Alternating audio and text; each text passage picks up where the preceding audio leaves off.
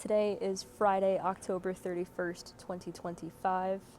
It is day 171 of me quitting my job to build Polaris Healthcare Inc., which is a mental health technology company. Right now I'm in Austin, Texas. I'm currently working out of this table at the JW. I'm not staying at the JW. Wish I were. I'm actually staying at a hostel. I have a beautiful little bunk bed. Maybe I'll drop a little video of it.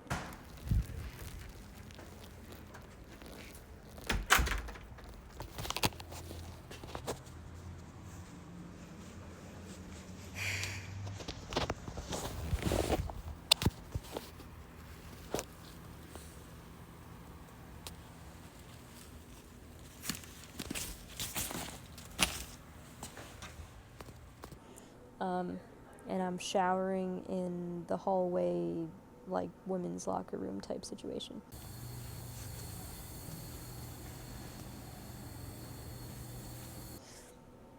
I'm here for an event that just ended.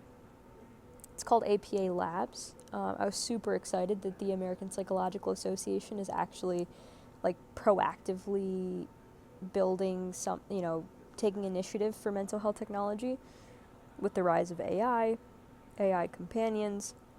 We just found out in the past few days that about 1.2 million weekly users using ChatGPT are talking about suicide. This is huge. People have attachments to AI companions, romantic attachments and relationships.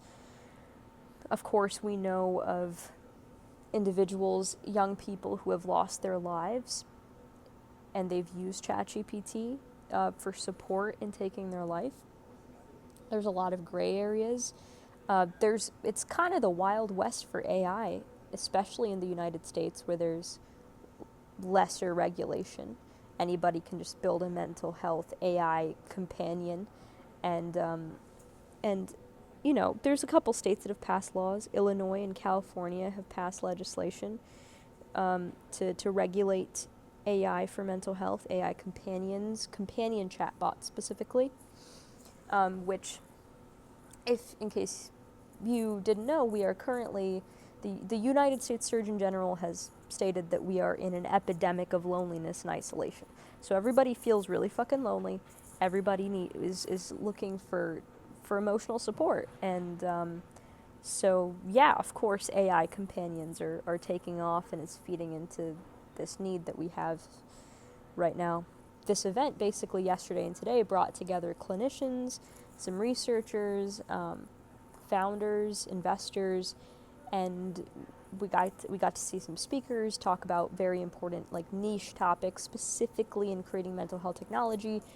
And they did this workshop thing where we came together. Oh, this is a cool story. So basically, our name, our badge, had this dot.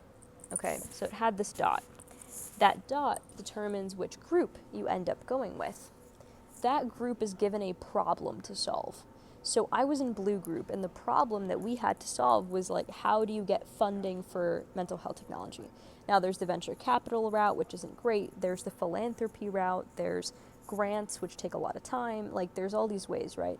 And so we had 90 minutes in our group to create a solution for this problem, and our problem, again, was funding. Now, what's super interesting is that, I was in and out of this little workshop because I had calls and meetings, so I wasn't as actively involved.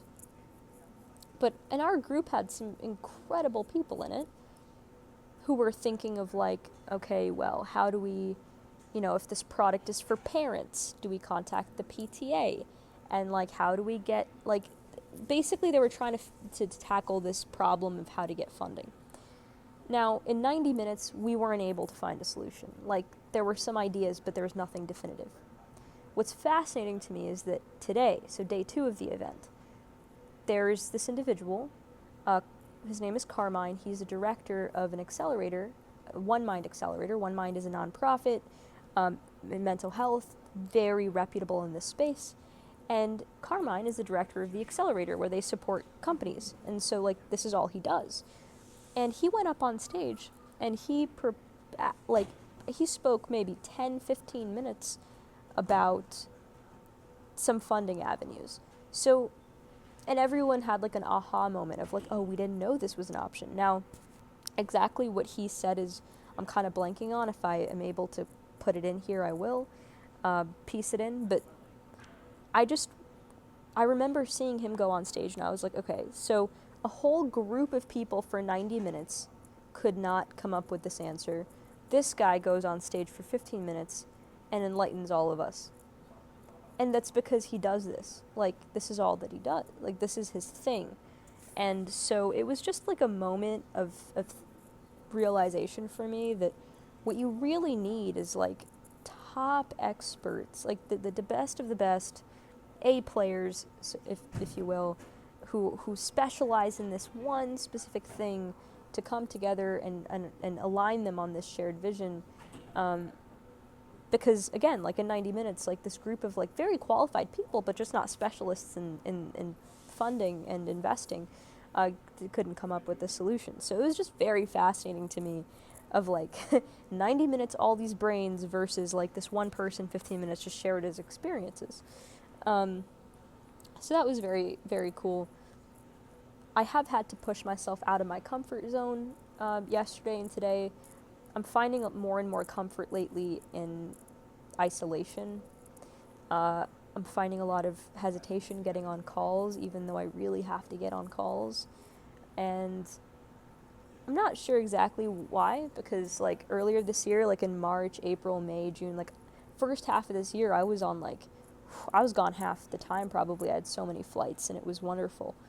And I kind of loved it. And I did have to step out of my comfort zone, but I was like actually like super inspired working out of like different hotel lobbies and hotel bars and like meeting people, and it was great. But for some reason I'm like, really don't want to do that right now.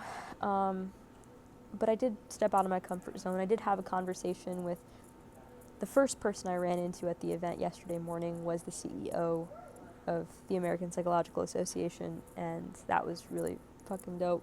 So my background is, before coming to APA, I spent most of my career in public policy positions as a mental health commissioner over fairly large mental health systems. I was also a provider. I've also been a family member of people seeking care. So I think about this in multiple ways and multiple perspectives. And if you look at mental health in the U.S. today, ROI was definitely there. This trip was an investment for me. I'm really on my last dollars right now, and this was like 600 something for the ticket, even though I think I got the APA member discount and then flight, and then like probably close to $950 or $1,000 in total. And I'm staying at a hostel, like I said, so it's like I'm not staying there during the day because it's co-ed, so I don't even know, like there's like 4 or 5 bunks in one room and like the bathrooms in the hallway. It's not a great situation. But yeah, I think it was definitely worth it. I'm glad I came, but I do see myself like November, December. I don't know, like I'm definitely not going to more conferences and like the rest of the year. I probably will pick up travel again maybe like February or March. I don't see a point in traveling November, December, January. I think like those 3 months I really have to lock in. I will have to get on calls though. Like I really do have to probably get on calls and like online workshops and online like filming content, stuff like that, talking to therapists. But yeah, in terms of like in-person conferences, I think that'll pick back up in February, March when I'm getting ready to probably pitch, to figure out my timeline. So yeah, this event has been really cool.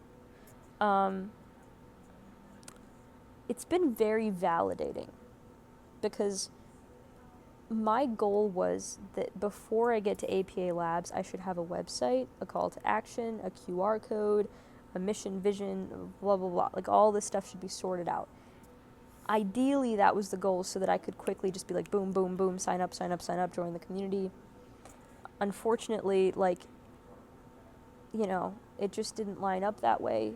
Part of it, I take accountability that I haven't, like I didn't put in the time to have a clear call to action, and it was just like my brain was like felt really like all over the place. So I just showed up yesterday, I sat in the lobby, and I started talking to ChatGPT of like, how do I introduce myself? Like, what am I even fucking building? Because it's like we're on like the 5th or 6th iteration of this thing, and thankfully my advisors at NeuroLive, like, we were texting back and forth for hours, like paragraphs, like brainstorming.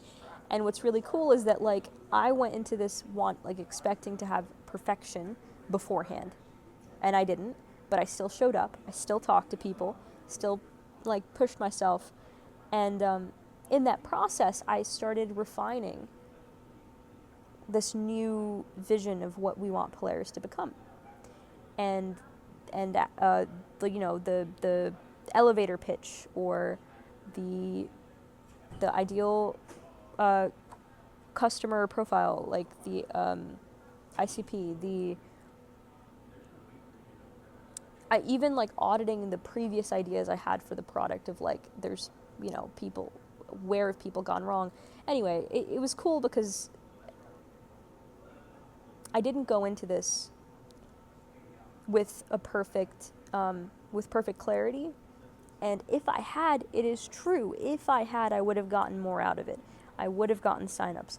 Yes, it is true that like I could have gotten more out of this, but I showed up anyways, and I used it as sort of like a sandbox, because every conversation I went back into my document, my ChatGPT, my deck and everything, my group chat with my advisors, and I started like